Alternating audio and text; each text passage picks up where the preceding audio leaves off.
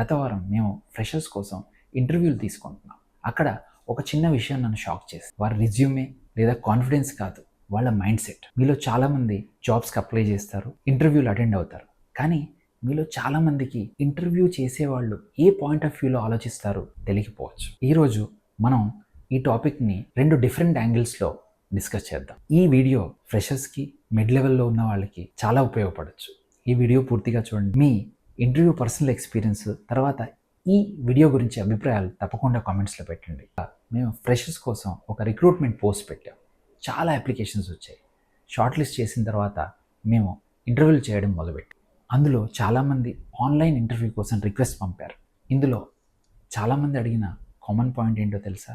Hybrid working లేదా remote working.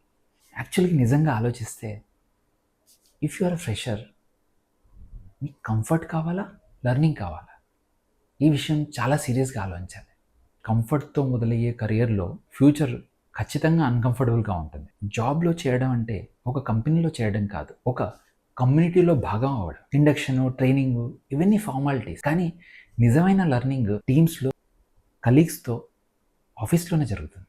క్లయింట్తో ఎలా interact చేయాలి, కలీగ్స్తో ఎలా మాట్లాడాలి, ప్రాబ్లమ్ సాల్వింగ్ ఎలా చేయాలి, టైంని ఎలా మేనేజ్ చేయాలి, ఇవన్నీ రియల్ టైం లెర్నింగ్స్. ఇవన్నీ ఖచ్చితంగా ఆఫీస్లోనే అవుతాయి. ఇవే కాకుండా presentation skills, problem solving skills, communication skills ఇవన్నీ ఆన్లైన్లో నేర్చుకోలేరు. ఆన్ గ్రౌండ్ ఆఫీస్లో ఆటోమేటిక్గా మీకు నేర్పించబడదు. మీరు నేర్చుకుంటారు. బుక్స్ చదివి 30% నేర్చుకుంటే 70% మీకు వర్క్ ప్లేస్ నేర్పుతుంది. You simply cannot learn these things by sitting alone in your room. Remote working is a great, but not for freshers. In your early years, you need exposure, people, challenges, feedback.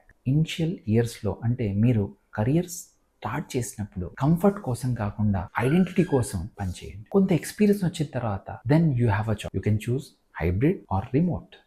That is your choice. కానీ initial స్టేజెస్లో మీరు comfort కంటే కూడా గ్రోత్ని ఎంచుకోండి. ఎందుకంటే comfort మీరు ఎక్కడున్నారో అక్కడే మిమ్మల్ని కంఫర్టబుల్గా ఉంచుతుంది. కానీ గ్రోత్ మీరు అనుకున్న చోటు తప్పకుండా తీసుకెళ్తుంది. మీకు ఈ కాంటెంట్ యూస్ఫుల్ అనిపిస్తే తప్పకుండా కమెంట్ బాక్స్లో కమెంట్స్ పెట్టండి. అలాగే నెక్స్ట్ టాపిక్ గురించి సజెషన్స్ కూడా ఇవ్వండి. Thank you.